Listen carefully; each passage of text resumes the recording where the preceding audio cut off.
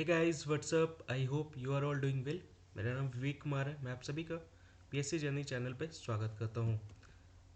I hope ये साहस का सीरीज़ आप लोगों को बहुत पसंद आ रहा होगा। एक तरह से आपका करंट अफेयर्स का जो क्लासेस है वो एक तरह से आप लोगों को बहुत अच्छे से क्लियर हो रहा होगा। डेली बेसिस पे ये क्लासेस जो है वो सुबह 8 बजे यहाँ पे कवर कराई जाती है। जो नए लोग हैं मैं उनको बता दूँ, यहाँ पे जो क्लासेस है करंट अफेयर की, ये आप लोगों को बाइलिंगुअल्स में कवर कराई जाती है और इसके जो पीडीएफ्स हैं जो बेसिकली टेलीग्राम ग्रुप में शेयर किए जाते हैं। तो जो लोग भी टेलीग्राम ग्रुप को ज्वाइन नहीं किए हैं, डिस्क्रिप्शन में लिंक दिया हुआ है टेलीग्राम ग्रुप का, वहाँ पे लिंक पे क्लिक करके आप टेलीग्राम ग्रुप ज्वाइन कर लीजिए। वहीं पे आपको सारे पीडीएफ्स करंट अफेयर को लेकर के आपको वहीं पे शेयर किए जाते हैं। वहाँ से आप उसको डाउनलोड करके आप अपने नोट्स वगैरह जो है वो बना सकते हैं और रिविज़न अच्छे से कर सकते हैं। ठीक है, तो आज है 11 मार्च 2024। आइए स्टार्ट करते हैं करंट अफेयर्स। सबसे पहला न्यूज़ जो है वो बेसिकली भारत शक्ति से रिलेटेड है। और ये शक्ति जो है यहाँ पे बेसिकली इस एक्सरसाइज, ये जो एक्सरसाइज है ये बेसिकली पोखरन में आपको देखने को मिलेगा जो कि राजस्थान में है। वहाँ पे ट्राई सर्विसेज के द्वारा जो स्वदेशी हथियार है उसका प्रदर्शन यहाँ पे किया जा रहा है। देख सकते हैं स्वदेशीकरण से सशक्तिकरण तक का ये है जो लक्ष्य यहाँ पे रखा गया है। तो इंटीग्रेटेड ट्राई सर्विसेज आप यहाँ पे देख सकते हैं कहाँ पे हो रहा है, पोखरन में।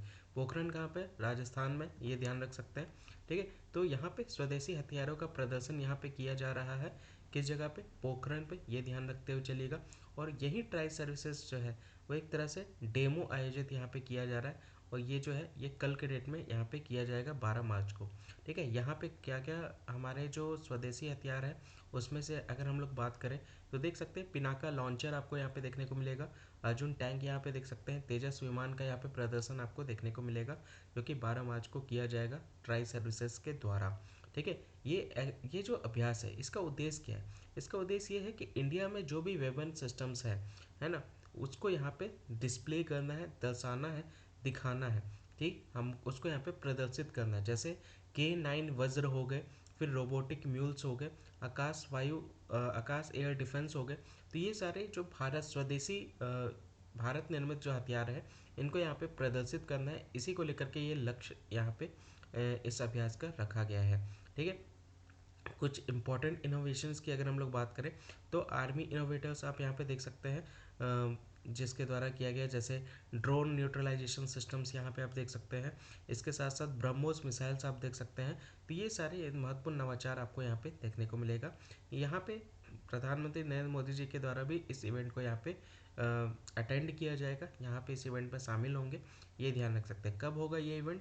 तो ये इवेंट 12 मार्च को होने वाला है, ये ध्यान रख सकते हैं। पोखरन में होने वाला है, ये ध्यान रख सकते हैं। और इस एक्सरसाइज की अगर हम लोग बात करें तो इस एक्सरसाइज का नाम क्या है? भारत शक्ति। याद रखिएगा, भारत शक्ति, क्योंकि भारत के द्वारा जो निर्मित जितने भी स्वदेशी वेपन हैं उनको यहाँ पे प्रदर्शित किया जाएगा। और ये किसके द्वारा किया जाएगा? तो ये ज्वाइंट एक्सरसाइज आप देख सकते हैं जो कि तीनों सेनाओं के द्वारा, तीनों सेनाओं, थल सेना, नौ सेना, वायु सेना के द्वारा ये संयुक्त अभ्यास आपको यहाँ पे देखने को मिलेगा। जो कि एशिया का सबसे बड़ा फील्ड जो है वहाँ पे जैसलमेर स्थित एशिया के सबसे बड़े फील्ड फायरिंग रेंज में इसका आयोजन यहाँ पे किया जा रहा है। ठीक है, तो ये ध्यान रख सकते हैं। टॉप ऑफिसर्स भी तीनों आर्मीज के आपको यहाँ पे देखने को मिलेंगे। चीफ ऑफ डिफेंस स्टाफ जो है अनिल चौहान भी यहाँ पे प्रेजेंट रहेंगे, इस भारतीय शक्ति एक्सरसाइज में यहाँ पे हिस्सा लेंगे। और ये एक्सरसाइज जो है वो बेसिकली कब होगा?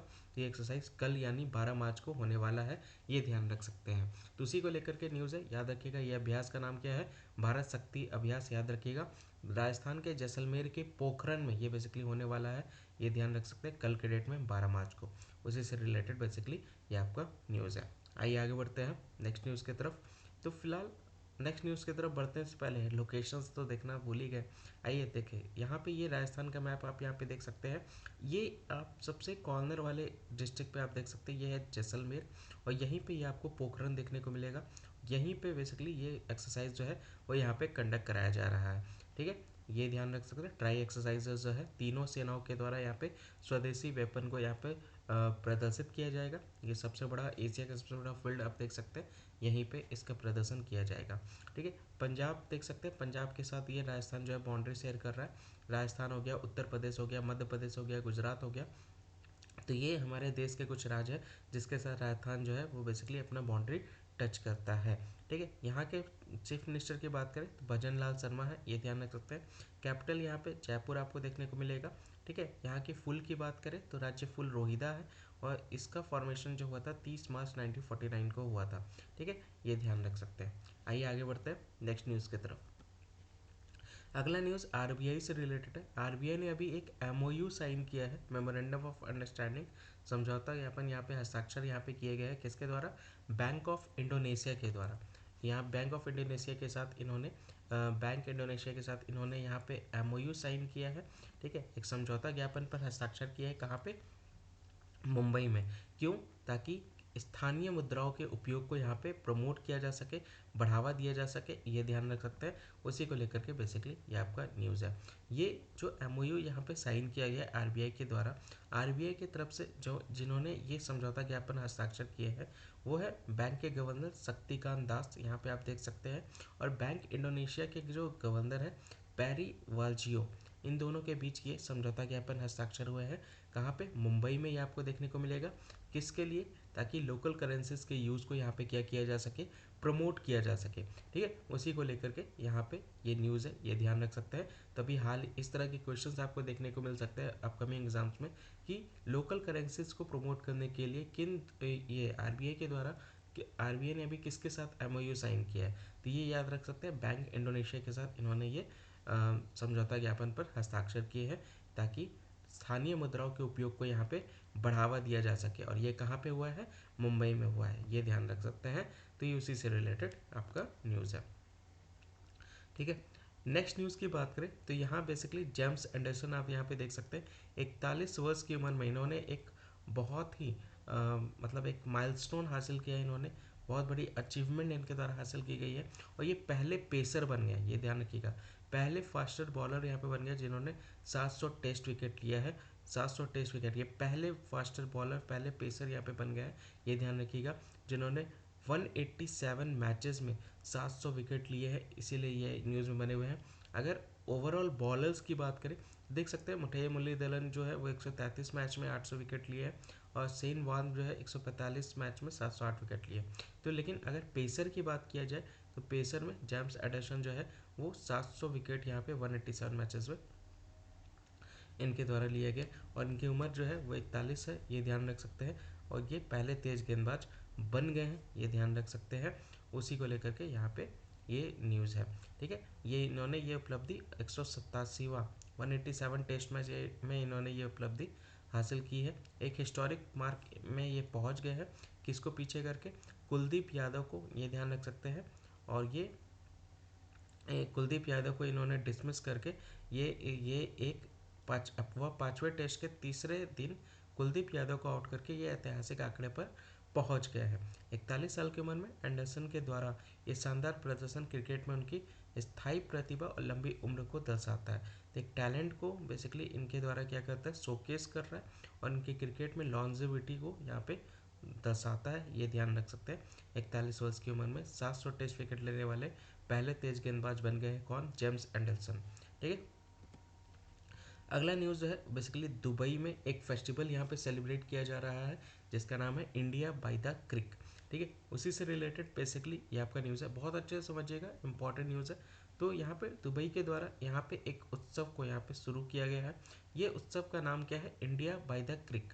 ठीक है, इंडिया बाय द क्रिक उत्सव की शुरुआत यहाँ पे की गई है। किस चीज़ को लेकर के? दोस्ती को लेकर के, सेलिब्रेट करने को लेकर के। तो फ्रेंडशिप सेलिब्रेट करने को लेकर के यहाँ पे इंडिया बाय द क्रिक यहाँ पे जो है ये उत्सव यहाँ पे शुरू किया गया है। इसका उद्घाटन जो है वो कहाँ पे हुआ है? दुबई में हुआ है, ये ध्यान रख सकते हैं, ताकि भारत की जितनी भी संस्कृति है उसको यहाँ पे प्रदर्शित किया जा सके। तो यहाँ आप देख सकते हैं अल सिर्फ पार्क में ये बेसिकली भारत की जीवांत संस्कृति को यहाँ पे प्रदर्शित करने के लिए इसको यहाँ पे उद्घाटन किया गया है। कहाँ पे? दुबई में, देख सकते हैं। इसका फीचर्स क्या क्या है इसकी इसमें बेसिकली आप देख सकते हैं म्यूजिकल एक्ट्स आपको देखने को मिलेगा, लिटरली टॉक्स आपको देख सकते हैं, साहित्यिक वार्ता यहाँ पे होगी, इसके साथ साथ कविताएं से होगी, कार्यशालाएं भी आपको देखने को मिलेगा। और एक तरह से जो दोनों के बीच में ऐतिहासिक संबंध है उसको यहाँ पे प्रदर्शित किया जाएगा। ये सारी चीज़ें जो है वो यहाँ पे इस फेस्टिवल के दौरान यहाँ पे की जाएगी। तो भारत दुबई ऐतिहासिक संबंधों के उत्सव भी यहाँ पे इसमें शामिल है, ये ध्यान रख सकते हैं। ये सारे फीचर्स को यहाँ पे बताया जा रहा है।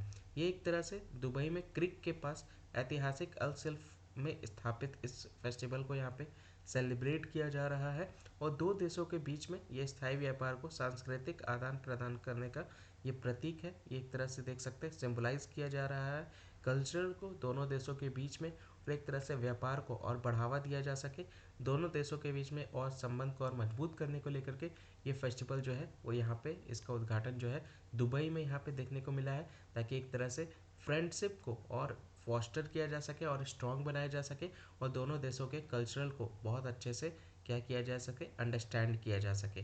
ठीक है, उसी चीज़ को लेकर के बेसिकली ये आपका न्यूज़ है, ध्यान से समझ सकते हैं। तो आदान प्रदान का प्रतीक आपको यहाँ पे देखने को मिलेगा, दोनों देशों के बीच स्थायी व्यापार आप यहाँ पे देख सकते हैं और सांस्कृतिक आदान प्रदान का ये आपका जो उत्सव है इसको लेकर के यहाँ पे उसका ये प्रतीक है, सिंबलाइज है, ये ध्यान रख सकते हैं। कहाँ पे हो रहा है? अल सिल्फ में ये आपको देखने को मिलेगा और ये कहाँ पे? दुबई में, ये ध्यान रख सकते हैं। अल सिल्फ पार्क में ये कल्चर जो है ये यहाँ पे सेलिब्रेट किया जा रहा है। ठीक है, प्रदर्शित किया जा रहा है, उसी से रिलेटेड ये आपका न्यूज़ है। अगला यहाँ पे आप देख सकते हैं पोषण पखवाड़ा, जिसको यहाँ पे सेलिब्रेट किया जा रहा है 9 से 23 मार्च को, उसी से रिलेटेड ये बेसिकली आपका न्यूज़ है, जिसका ऑर्गेनाइजेशन आयोजन यहाँ पे WCD के द्वारा यहाँ पे किया जा रहा है। ठीक है, तो WCD मंत्रालय ने पोषण पखवाड़ा 2024 का यहाँ पे आयोजन किया है और ये आयोजन जो है वो किस मंत्रालय के द्वारा किया जा रहा है? तो ministry of women and child development के द्वारा इसका यहाँ पे आयोजन किया जा रहा है, जिसको फोकस किसके द्वारा किया गया है? ये जो फोकस जो किया जा रहा है पोषण पखवाड़ा, आप यहाँ पे देख सकते हैं किससे संबंधित है? तो न्यूट्रिशन से संबंधित आपको यहाँ पे देखने को मिलेगा और ये बेसिकली एक तरह से गर्भवती महिलाओं के स्वास्थ्य पर ध्यान केंद्रित करने को लेकर के इसका आयोजन यहाँ पे किया जा रहा है। मंत्रालय कौन सा है? तो महिला एवं बाल विकास मंत्रालय आपको यहाँ पे देखने को मिलेगा। चलिए यहाँ पे आप मुझे बताइएगा कि वुमेन एंड चाइल्ड डेवलपमेंट की मिनिस्टर जो है वो आज के डेट में कौन है, वो मुझे यहाँ से आप मुझे कमेंट्स में बताइएगा। ठीक है, तो ये इसका यहाँ पे ये जो ऑर्गेनाइजेशन किया जा रहा है ये किसको लेकर के फोकस्ड करता है? तो देख सकते हैं जो प्रेग्नेंट वुमेन है उनके न्यूट्रिशन, एजुकेशन और हेल्थ से रिलेटेड बेसिकली ये पोषण पखवाड़ा जो है वो उसी से संबंधित है, उसी को ये बेसिकली फोकस कर रहा है। इसकी थीम क्या है? इसका विषय जो आपको देखने को मिलेगा ये बेसिकली लाइफ से संबंधित है और उनको एक तरह से आप क्या कर सकते हैं, बाजरा को बढ़ावा देना है, यानी मिलेट्स को यहाँ पे प्रमोट करना है। पोषण वाटिकास को लेकर के जो है उसको भी यहाँ पे ये पूरी तरह से क्या कर रहा है, प्रमोट कर रहा है। ठीक है, यहाँ इसके साथ साथ अगर हम लोग बात करें तो अनीमिया कैंपेन का भी यहाँ पे इसमें शामिल है, अनीमिया कैंपेन जैसे विषय भी इसमें शामिल है, जिसको लेकर के ये पोषण पखवाड़ा का आयोजन यहाँ पे किया गया है। ठीक है, इसका लक्ष्य क्या है? इसका लक्ष्य क्या है, इसका एम क्या है कि एक तरह से बच्चों के विकास को क्या करना है, मेज़र करना है। आंगनवाड़ी सेंटर्स की बात यहाँ पे कही जा रही है और एक तरह से खाद्य प्रणालियों को क्या करना है, बढ़ाना है, फूड सिस्टम को सस्टेनेबल करके इन्हेंस करना है, उसी को लेकर के बेसिकली इसका लक्ष्य रखा गया है, ये ध्यान रख सकते हैं। और इसी चीज़ को लेकर के इसका आयोजन यहाँ पे WCD के द्वारा यहाँ पे किया जा रहा है। ठीक है, तो ये ध्यान रख सकते हैं।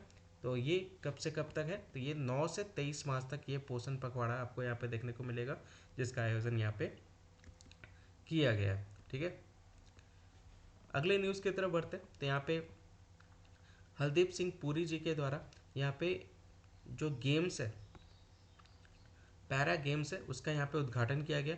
ये 5th ONGC पैरा गेम्स आप यहाँ पे देख सकते हैं, जिसका उद्घाटन यहाँ पे किया गया है।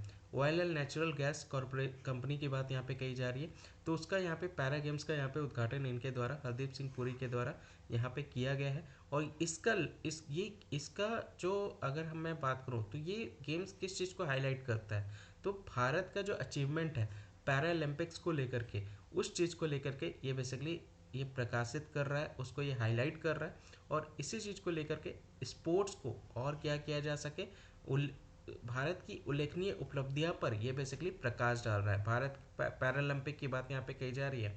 इसके साथ साथ ये इन्होंने जो है विकलांग व्यक्तियों पर ध्यान केंद्रित करते हुए समाज के उत्थान में ऑयल एंड गैस PSU की CSR भूमिकाओं पर भी यहाँ पे इनके द्वारा जोर दिया गया है। देख सकते हैं CSR रोल्स पर भी, जो बेसिकली जो पर्सन विद डिसेबिलिटीज़ हैं उनके ऊपर ये फोकस करते हुए इसका उद्घाटन यहाँ पे किया गया है हरदीप सिंह पुरी के द्वारा। ये यहाँ पे 371 एथलीट्स आपको यहाँ पे देखने को मिलेंगे इस आयोजन में, जिसमें से 249 आपको जो है ONGC से बिलोंग करते हैं, 249 आपको ONGC से बिलोंग करते हैं और बाकी इंटरप्राइजेज है, ठीक है, जो मल्टीपल स्पोर्ट डिसिप्लिन में कम्पीट करते हैं, प्रतिस्पर्धा है, ठीक है। तो ये ध्यान रख सकते हैं। तो इसका आयोजन यहाँ पे पांचवा, ये 5th एडिशन आपको यहाँ पे देखने को मिलेगा पैरा गेम्स को लेकर के, उसी से रिलेटेड ये आपका न्यूज़ है। किसके द्वारा ये इसका उद्घाटन किया गया है? तो हरदीप सिंह पुरी जी के द्वारा इसका उद्घाटन यहाँ पे किया गया है, ठीक है।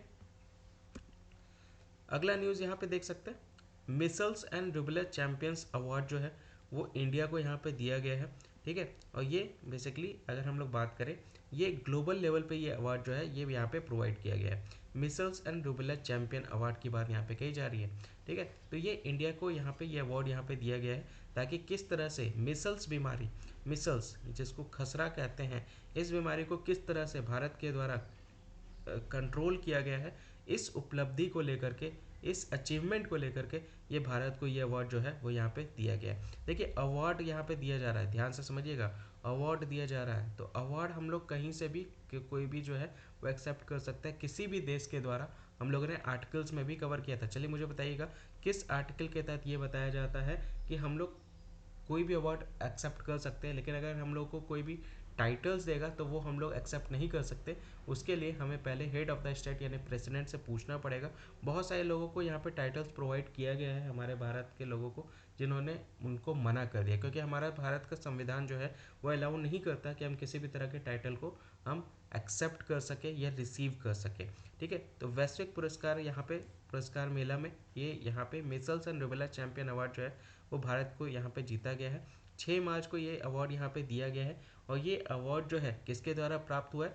तो श्री प्रिया रंगनाथन के द्वारा ये अवार्ड जो है वो रिसीव हुआ है। कहाँ पे? वाशिंगटन की बात यहाँ पे कही जा रही है, ये ध्यान रख सकते हैं, ठीक है। यहाँ पे ये जो partnership micelles and rubella partnership जो है, इसके अंतर्गत आप यहाँ पे देख सकते हैं अमेरिकन रेड क्रॉस देखने को मिलेगा, मेलिंडा गेट्स फाउंडेशन आप देख सकते हैं, bill and Melinda Gates foundation के साथ साथ ग्लोबल एलियंस देखने को मिलेगा। किसको लेकर के? वैक्सीन को लेकर के, वैक्सीन को लेकर के और इम्यूनाइजेशन को लेकर के UNICEF and World Health Organization जो है, ये सारे संगठन आपको इसके अंतर्गत शामिल है, ये ध्यान रख सकते हैं, ठीक है। तो ये अवार्ड याद रखिएगा, micelles and rubella champion award, जो कि भारत यहाँ पे जीता है। किस चीज़ को लेकर के? कि जो इनके द्वारा भारत के द्वारा जो एफर्ट्स लगाए गए हैं इस बीमारी को कंट्रोल करने को लेकर के, उसी चीज़ को लेकर के ये अवार्ड जो है वो भारत को यहाँ पे रिसीव हुआ है, ठीक है। नेक्स्ट न्यूज़ की बात करें तो एआई से रिलेटेड है। Department of science and technology और तेलंगाना सरकार के द्वारा यहाँ पे अभी बेसिकली एक एआई और मशीन लर्निंग हब की यहाँ पे साझेदारी की गई है। पार्टनर्स यहाँ पे हुए हैं तेलंगाना सरकार और DST, department of science and technology, इनके द्वारा एक एआई और मशीन लर्निंग हब यहाँ पे बनाने के लिए यहाँ पे पार्टनरशिप किया गया, साझेदारी की गई है, ठीक है। और ये एक तरह से मशीन लर्निंग को यहाँ पे क्रिएट किया जाने वाला है। आर्टिफिशियल इंटेलिजेंट टेक्नोलॉजी हब जो है, मैथ की बात यहाँ पे कही जा रही है, मैथ को यहाँ पे क्या किया जाएगा? मैथ बनाया जाएगा, जिसका लक्ष्य क्या है? सालाना 150 से ज़्यादा एआई स्टार्टअप की बात यहाँ पे कही जा रही है। आर्टिफिशियल इंटेलिजेंट स्टार्टअप को यहाँ पे क्या किया जाएगा? पोषित किया जाएगा, यहाँ पे उसी को लेकर के नर्चर किया जाएगा, उसी को लेकर के इसका लक्ष्य रखा गया है मैथ का, ये ध्यान रख सकते हैं। इसका नाम क्या है? Math, machine learning and artificial intelligent technology hub, ठीक है। तो ये नर्चर करेगा 150 से ज़्यादा स्टार्टअप को सालाना, उसी को लेकर के यहाँ पे ये साझेदारी यहाँ पे की गई है। किसके द्वारा? Department of science and technology and Telangana सरकार के द्वारा। ये मैथ जो है, ये मैथ एक मिनी डेटा सेंटर आपको देखने को मिलेगा, जो एआई केंद्रित एलएमएस सहित उन्नत सुविधाओं से सुसज्जित है। चलिए मुझे बताइएगा, एआई कैपिटल सिटी जो है, अभी हम लोगों ने कुछ दिनों पहले डिस्कस किया था, एआई कैपिटल सिटी किस जगह को बनाने के लिए प्लान किया जा रहा है, वो मुझे बताइएगा। एआई कैपिटल सिटी, ठीक है। और ये मुझे बताइएगा एआई कैपिटल और एआई सिटी किसको बनाया जाएगा? एक है एआई कैपिटल और एक है एआई सिटी। तो ये कौन से शहर और किस जगह को यहाँ पे कैपिटल बनाने को लेकर के यहाँ पे टारगेट किया जा रहा है वो मुझे बताइएगा।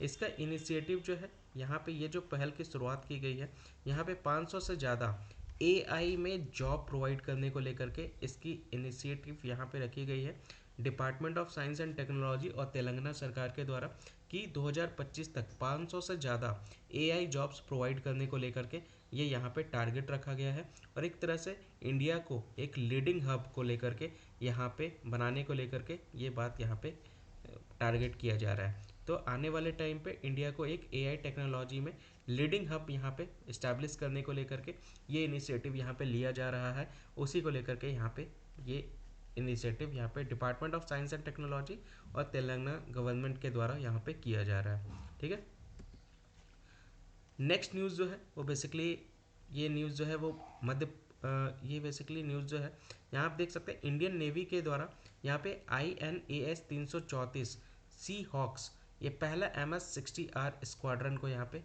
इसमें शामिल किया गया है, देख सकते हैं।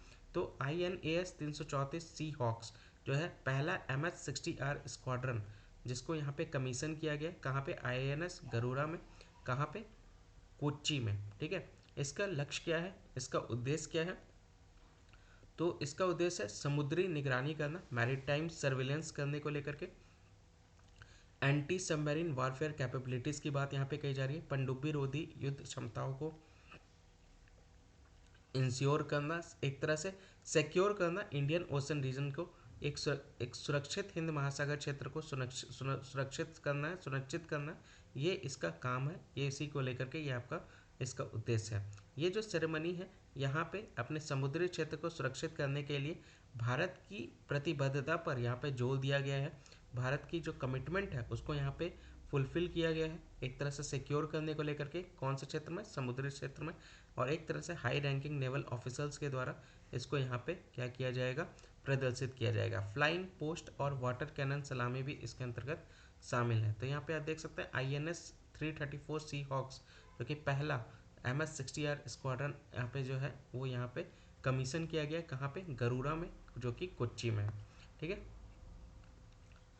अगला न्यूज़ जो है वो बेसिकली सहकार से समृद्धि से रिलेटेड है, जो कि होम मिनिस्टर के द्वारा श्री अमित शाह जी के द्वारा इसका उद्घाटन यहाँ पे किया गया। मिनिस्ट्री ऑफ कॉपरेशन यहाँ आप देख सकते हैं राष्ट्रीय सहकारी डेटाबेस को यहाँ पे लॉन्च किया गया है अमित शाह जी के द्वारा, और ये बेसिकली जो है इसको लॉन्च जो किया गया वो 8 मार्च को इसको यहाँ पे लॉन्च किया गया। इस ये बेसिकली जो है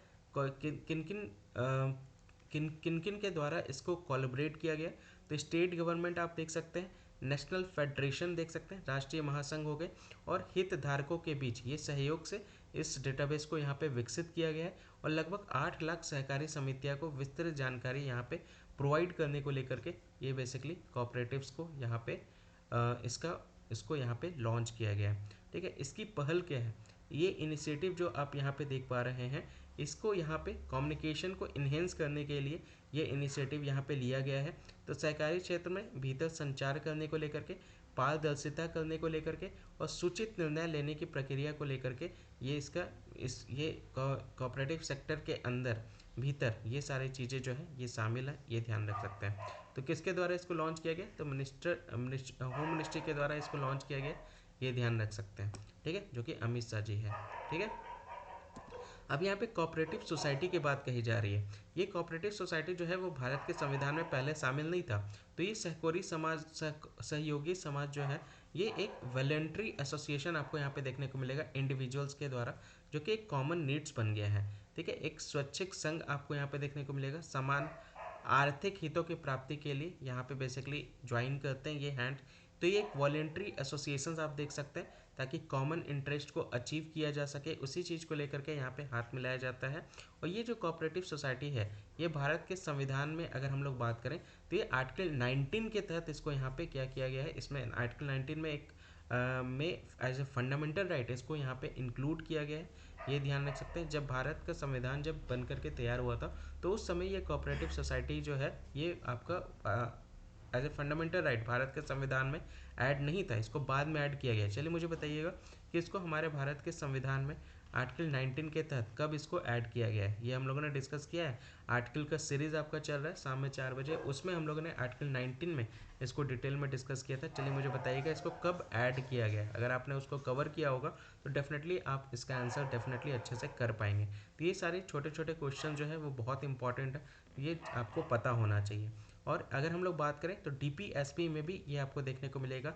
कहाँ पर? तो अनुच्छेद 43B के तहत इसको यहाँ पे शामिल किया गया। देख सकते हैं डीपीएसपी राजनीतिक के निर्देशक सिद्धांत के रूप में भी इसका वर्णन यहाँ पे किया गया है। तो कोऑपरेटिव सोसाइटी ध्यान रखिएगा, आर्टिकल 19 में इसके बारे में जिक्र किया गया और 43B में भी ये आपको देखने को मिलेगा एज ए डीपीएसपी के अंदर में इसके बारे में बताया गया। अगर हम लोग बात करें तो इसको 2011 में यहाँ पे कॉन्स्टिट्यूशनल अमेंडमेंट के तहत संवैधानिक संशोधन अधिनियम 2011 में इसको यहाँ पे चेंज करके इसको यहाँ पे 9B भाग में इसको जोड़ा गया। क्वेश्चन का आंसर ही आपको यहीं पे मिल गया। ठीक है, तो आप देख सकते हैं तो ये भारत के संविधान में एक अमेंडमेंट करने के बाद इसको यहाँ पे ऐड किया गया, जो कि 97th कॉन्स्टिट्यूशनल अमेंडमेंट के तहत इसको यहाँ पे जोड़ा गया है। ठीक है, तो ये ध्यान रख सकते हैं। तो ये था इम्पॉर्टेंट आपका न्यूज़ एनालिसिस। आई होप बहुत अच्छे से आप लोगों का करंट अफेयर जो है वो कवर हो रहा होगा। अब क्वेश्चंस का बारी है, बहुत अच्छे से क्वेश्चंस को देखिएगा, समझिएगा। क्वेश्चंस आपके जो है वो लास्ट वीक हो गए, लास्ट मंथ हो गए, कहीं से भी रैंडम क्वेश्चंस आपसे पूछे जाएंगे, तो थोड़ा आप उसको लेकर के रेडी रहिएगा। ठीक है, और अगर कोई भी क्वेश्चंस नहीं पता है या नहीं आ रहा है तो थोड़ा सा रिसर्च कीजिए, सर्च कीजिए और उसके बाद फिर एनालाइज करके फिर कमेंट सेक्शन में डेफिनेटली आंसर कीजिए। ठीक है, चलिए आज स्टार्ट करते हैं। सबसे पहला क्वेश्चंस आपके सामने, बहुत बारीकी से सारे क्वेश्चंस को सुनिएगा और समझिएगा। पहला क्वेश्चन, किस केंद्रीय मंत्री ने नीति आयोग का मंच नीति फॉर स्टेट्स यहाँ पे लॉन्च किया है? ये तो पढ़ाया है मैंने। किस यहाँ पे मंत्रालय का नाम बताना आपको, कौन सा यूनियन मिनिस्ट्री के द्वारा नीति आयोग का मंच जो नीति फॉर स्टेट है उसको यहाँ पे लॉन्च किया गया, वो आपको बताना। ठीक है, तो ये आपका पहला क्वेश्चन। मंत्री, किस मंत्री ने, मंत्री बताना है। ठीक है, इसके साथ साथ दूसरा जो क्वेश्चन है, नीति आयोग ने किसके सहयोग से फ्रंटियर टेक्नोलॉजी लैब्स यहाँ पे लॉन्च किया है?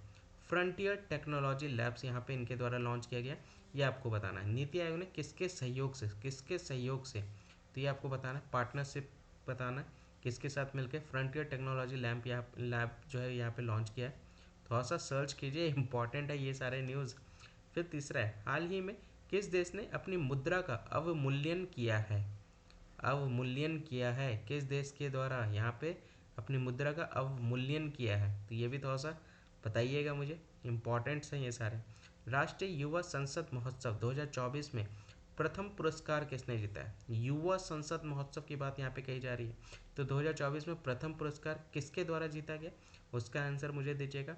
और आखिरी क्वेश्चन जो है वो लक्षद्वीप के किस द्वीप पर भारतीय नौसेना ने, लक्षद्वीप के किस द्वीप पर, द्वीप बताना आपको, किस द्वीप पर यहाँ पे भारतीय नौसेना ने अपना नया बेस को स्थापित किया है?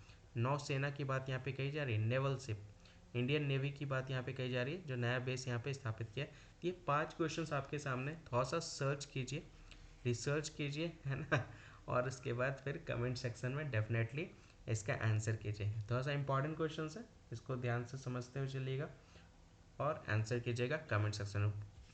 आंसर बस 2 लोग का आ रहा है, पूजा का, शुभांगी का, बाकी लोग का क्यों नहीं आ रहा? आंसर आप लोग करते हुए चलिए। ठीक है, जितने भी लोग वीडियो देख रहे हैं मैं चाहता हूँ सभी लोग आंसर करें। ठीक है, सभी लोग आंसर करें। आप जब भी वीडियो देख रहे हो तो उसी टाइम पे ही इसका आंसर करें, ज़रूरी नहीं कि अभी आप कर रहे हैं तभी इसका आंसर करें।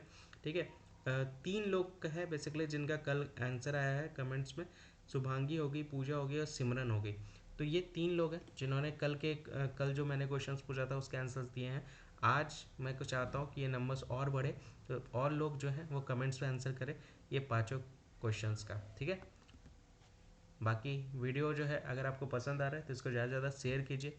चैनल पे अगर आप नए हैं तो अगर आपने सब्सक्राइब नहीं किया तो चैनल को सब्सक्राइब कर लीजिएगा और बेल आइकन पर भी क्लिक कर लीजिएगा ताकि टाइमली नोटिफिकेशन आपके पास पहुंच सके और टाइमली आप क्लासेस को ज्वाइन कर सकें। आज के लिए बस इतना ही। जय हिंद, जय भारत।